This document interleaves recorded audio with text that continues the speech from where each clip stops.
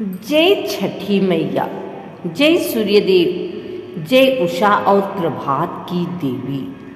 भाइयों एवं बहनों, माता पिताओं व श्रद्धालु भक्तजनों, आज हम सब यहाँ एकत्र हुए हैं उस महान, प्राचीन और सनातनी पर्व की महिमा सुनने के लिए, जिसे हिंदू धर्म में सर्वश्रेष्ठ और सर्व पवित्र व्रतों में गिना गया है, छठ व्रत, जिसे सूर्य उपासना, शाश्वत प्रकृति पूजा और स्त्री शक्ति व मातृत्व का पर्व भी कहा जाता है।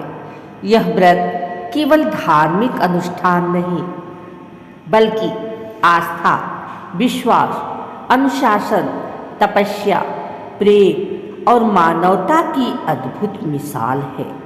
आज मैं आपको सुनाने जा रही हूँ छठ मैया की महिमा, व्रत की उत्पत्ति, सूर्यदेव की कृपा और माता छठी का इतिहास, जिसे सुनने मात्र से ही जीवन में सुख समृद्धि, संतान सौभाग्य और स्वास्थ्य की प्राप्ति होती है।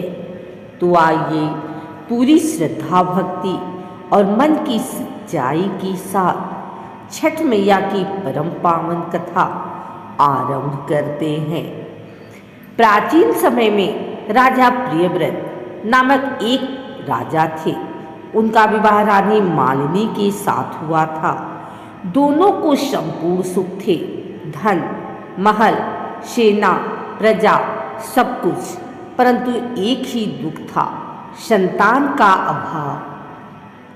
हजारों यज्ञ अनुष्ठानों के बाद भी उनके जीवन में कोई उत्तराधिकारी नहीं आया। धीरे धीरे राजा रानी का मन निराश से भर गया। अंततः महान ऋषि कश्यप ने यज्ञ किया और उनकी आहुति से एक पुत्र का जन्म हुआ, लेकिन वह बच्चा मृत था। पूरा राजमहल दुख और शोक में डूब गया। राजा रानी विलाप करने लगे, हे भगवान, हमने ऐसा कौन सा पाप किया था। उसी समय आकाश से एक दिव्य प्रकाश प्रकट हुआ। प्रकाश के बीच एक देवी अवतरित हुई। प्रभात व उषा की देवी, षष्ठी माता, सूर्यदेव की मानसी पुत्री, बालकों की रक्षिका। माता बोली, हे राजा प्रियव्रत, मैं प्रकृति की शक्ति हूँ। मैं सभी बच्चों की रक्षा करती हूँ और मैं ही उन्हें जीवन देती हूँ। तुम बस मेरी विधि व्रत पूजा करो, तुम्हारे जीवन में संतान सुख अवश्य आएगा।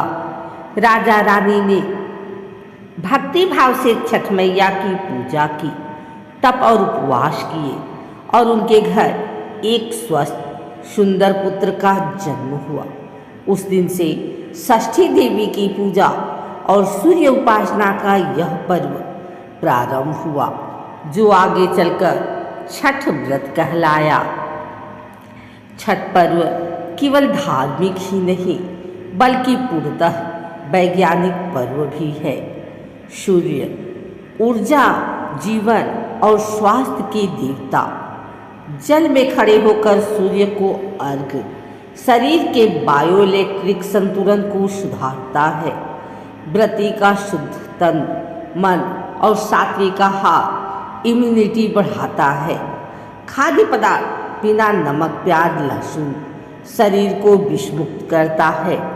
सूर्यास्त और सूर्योदय दोनों की पूजा, प्रकृति के दो चरम ऊर्जा क्षणों का उपयोग। यही कारण है कि छठ व्रत करने वाली महिलाओं के स्वास्थ्य और बच्चों की सुरक्षा को विशेष वरदान मिलता है।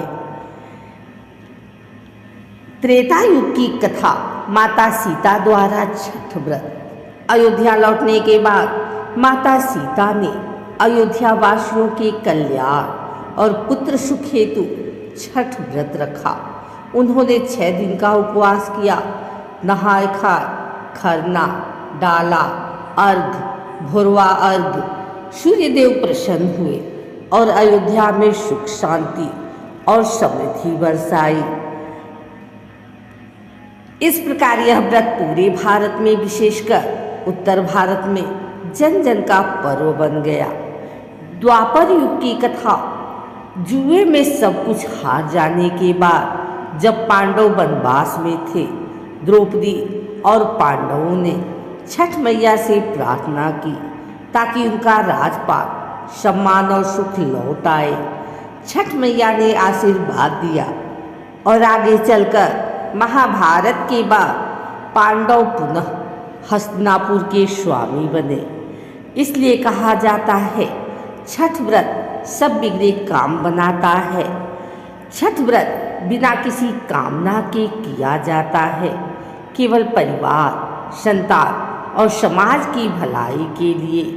व्रत में ना कोई मीठी मीठी इच्छाएं, ना कोई विलासिता, केवल कठोर तप और अनुशासन। इसीलिए छठ व्रत रखने वाली स्त्रियों को परम तपस्विनी कहा जाता है। छठ का प्रत्येक चरण नहाय खाय, खरना, संध्या अर्घ, भोरवा अर्घ मनुष्य को अहंकार से विनम्रता की ओर ले जाता है। एक और कथा। कहा जाता है बिहार के एक गांव में एक गरीब दंपत्ति था। संतान नहीं थी। घर में रोज लड़ाई, तंगी और निराशा। गांव की औरतों ने कहा, दादी छठ मैया का व्रत रख लो, सब दुख कट जाएंगे। गरीब स्त्री बोली, हमारे घर में तो चूल्हा जलाने को भी दाना नहीं, हम छठ कैसे करेंगे। सहेलियों ने कहा, छठ मैया बस सच्चे दिल की चाहती हैं, सामान का कोई अभिमान नहीं।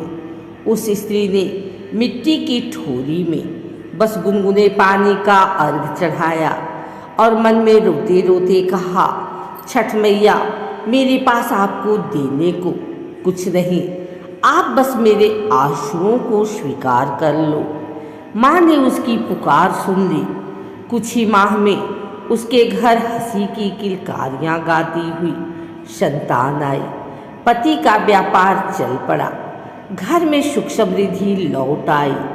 तब माँ ने सपने में दर्शन देकर कहा, पुत्री मैंने कभी धन वैभव नहीं मांगा, केवल भक्ति, विश्वास और पवित्रता ही मेरी पूजा है। जो भी श्रद्धा भाव से यह व्रत करता है उसे मिलता है संतान सुख, आरोग्य व रोगों से मुक्ति, परिवार की रक्षा, उन्नति और शुभ फल, सुख शांति और समृद्धि। छठ मैया किसी को खाली नहीं लौटाती, वह सत्य, श्रम और समर्पण की देवी है। अब आप सभी अपने दोनों हाथ जोड़ लें और मन ही मन छठ मैया का ध्यान करें। हे छठी मैया, हम पर, हमारे परिवार पर अपना स्नेह और संरक्षण बनाए रखना। जय हो सूर्य भगवान, जय हो प्रभात की देवी, जय हो छठ मैया। जिन जिन लोगों ने यह कथा सुनी है उनके जीवन में रोग मिटे, कष्ट दूर हो, संतान सौभाग्य मिले, धन धान्य बढ़े, घर में मंगल ही मंगल हो। इसी शुभकामना के साथ छठ व्रत की पावन कथा यही पूर्ण होती है। जय छठी मैया, जय सूर्यदेव।